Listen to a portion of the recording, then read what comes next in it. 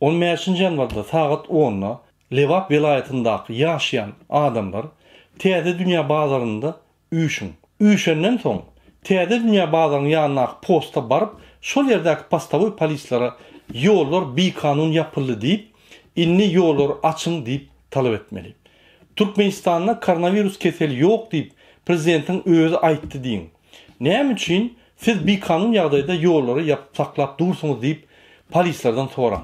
Egerde polisler ýok, Türkmenistanda koronavirus bar diýseler, Berdimuhammedow sizi alýar diýseler, polisleriň sözlerini video düşürün-de we halkyň içinde paýlaşyň. Bize de videolary iýerin.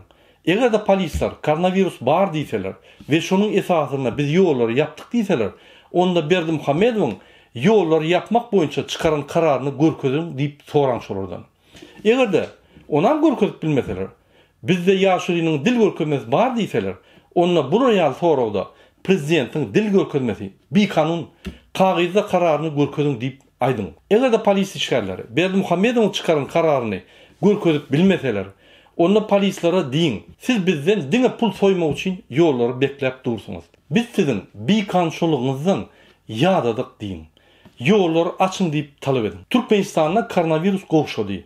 Beýleki döwletleriň hemmesinde ýollar açyk. Diňe Türkmenistanda ýollar ýapyk diýip aýdym.